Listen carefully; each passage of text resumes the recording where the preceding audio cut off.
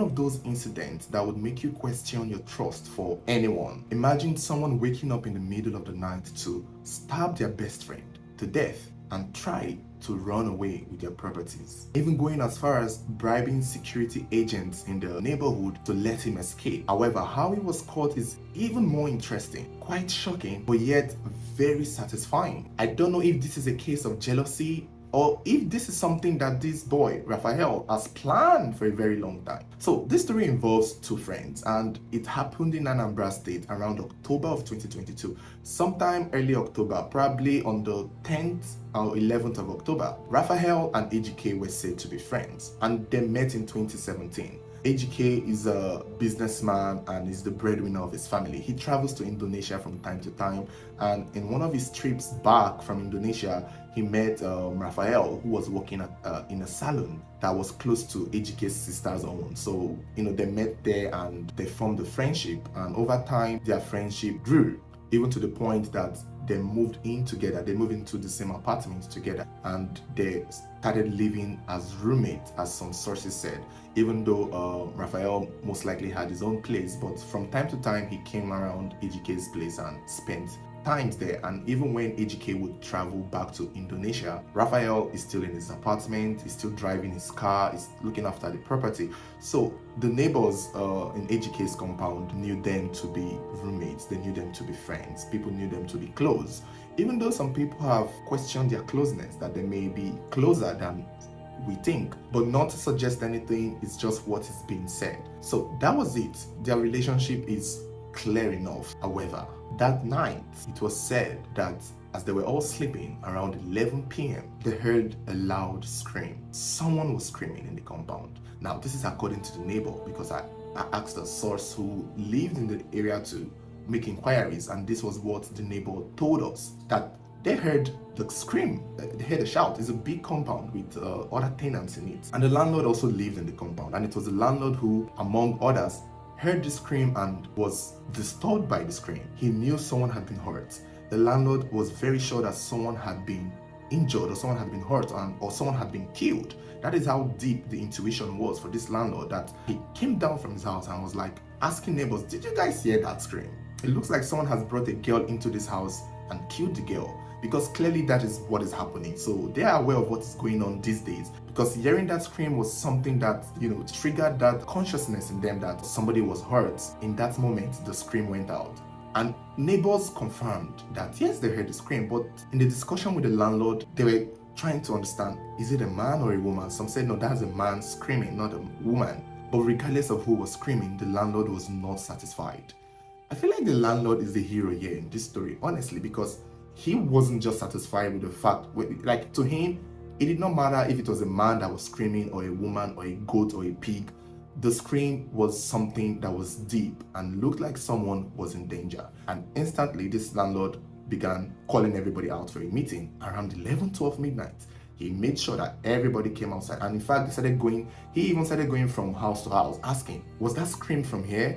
Was that scream from here? People were like, no, it wasn't from here. No one screamed from here. And then he asked everyone to come downstairs. Like literally everyone had to come out because they need to know where that scream came from. And they were sure it came in from that compound. So everyone is coming down from their apartment. Everyone is coming down from their building. But in AGK's apartment, no one was coming out. And they went to knock at the door. And that was when Raphael replied from the window that he's not around. He has traveled, that AGK has traveled. And that was what Raphael told them. But at the same time, they told him to still come outside. That's not the point.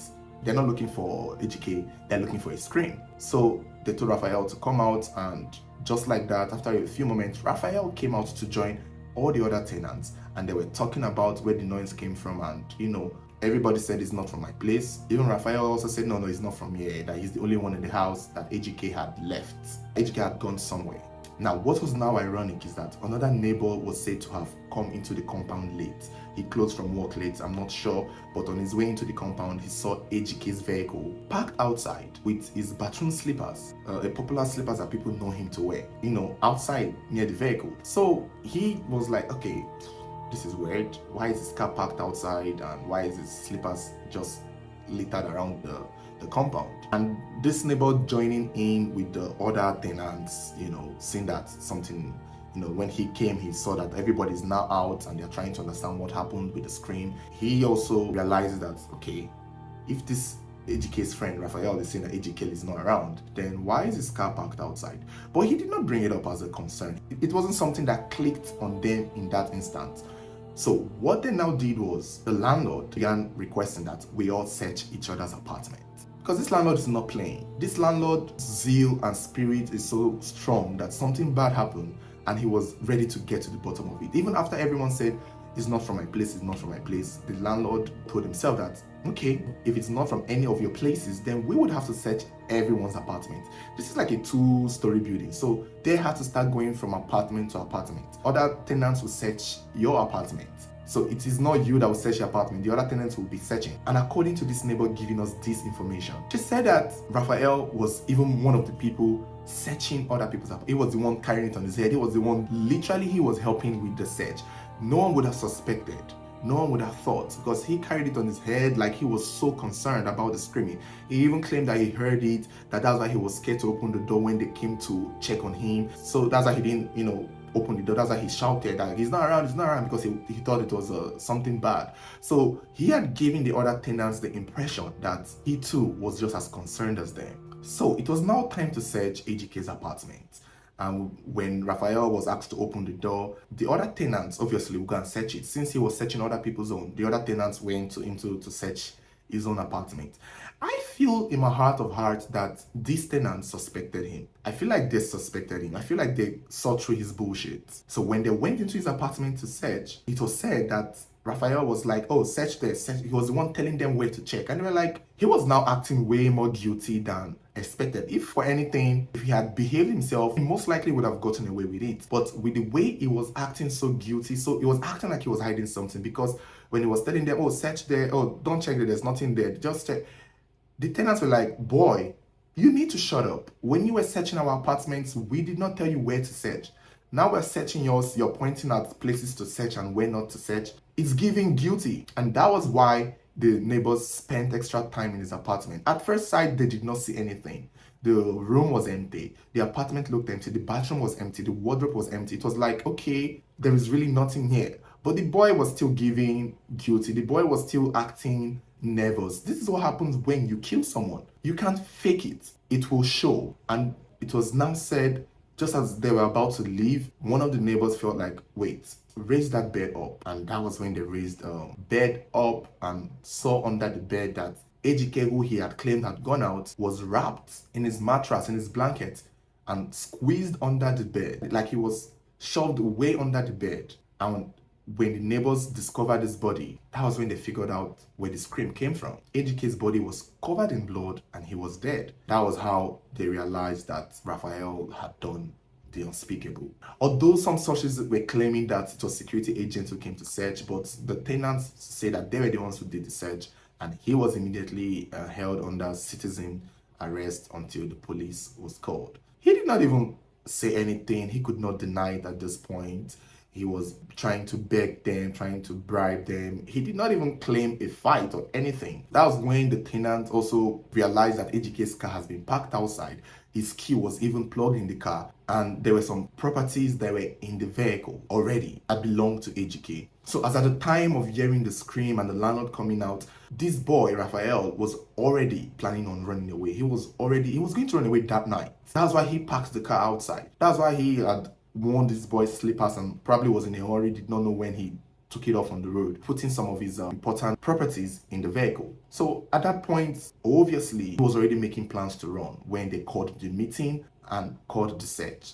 If for some reason the landlord had waited the next morning, waited till dawn to do this search, Raphael would have gone away with it. Raphael would have escaped. Raphael would have been successful enough to have killed this boy and run away. And the tenants only know that the apartment belongs to AGK. So they probably wouldn't even know who Raphael is or where he came from. They just know him to be AGK's roommate and friend. But thanks to this very strong instinct of this landlord, this boy was immediately caught. He was arrested, and it was said he tried to bribe security agents with 2 million naira to die the case. And maybe that's why we're not even hearing so much of the case, because it didn't go as viral as it should. Maybe he may have attempted or successfully tried, but somehow the news will still go out. It's such an unfortunate incident that this happened to someone who was trusting his friend. Like, AGK was said to be the breadwinner of his family despite being the last born. He was even making preparations for Raphael to travel out to Dubai for some reason, because they said when they were searching the house, they saw documents that had been prepared for Raphael to travel out. Maybe Raphael was also probably going to travel out and he needed more. This just looks like a case of greed, not jealousy. I would have thought it was jealousy, but this is greediness for me, because AGK was really good to Raphael. He was taking care of him. He was also providing for him. He was footing his bills. He was letting him drive his car. He was letting him stay in his house when he was out hustling. It was said that AGK had recently returned again from Indonesia to bury his dad, and I guess it was a period of staying after the burial when he was killed. And it's just hurtful, very painful. Some sources claim that they had a fight earlier that night. When you read it in the articles, there are some sources who claim that they had a fight, they had an argument over money. However, the tenants that we spoke to said that they didn't have a fight, that people even heard them playing Ludo as late as 9-10. They were heard playing Ludo, playing a game. So it seemed that they were peaceful. I guess this boy just turned into a monster out of nowhere to end his friend's life. So guys, this is the very unfortunate story that happened to a young man named AGK, killed by his supposed best friend, a close friend, someone he trusted, someone he probably may have loved, because again, their relationship is still something of questioning, but most sources are going with they were really close and they were best friends. It's really painful though, really hurtful that this young man Raphael was so filled with greed, so filled with evil, because I don't think it was jealousy. There was even a claim that AGK wanted to sell his vehicle, and Raphael was the one that told him, oh, don't sell it, wait, don't be in a hurry, don't sell it.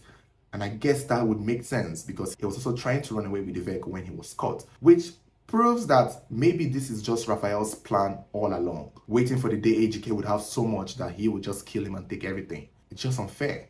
It's just horrible. AGK's body at the time of making this story has been deposited. It's not clear if he has been buried. Raphael is still in prison. It's still not clear what his fate is. There's not much to this story minus what we already know. So I guess maybe there will be an update regarding their case, but we just have to wait and see. So let me know what your thoughts are, guys. Let me know what you think about the story. Is this a case of jealousy? Is this a case of greed? And what do you think about the actions of the landlord? Because I think his will to know what really happened, his curiosity was really what made this boy AGK find his justice as fast as he could. So let me know your thoughts. Don't forget to like this video, share, subscribe, and turn on notification button. Should there be any new story, you'll be the first to get notified. Thank you guys for watching.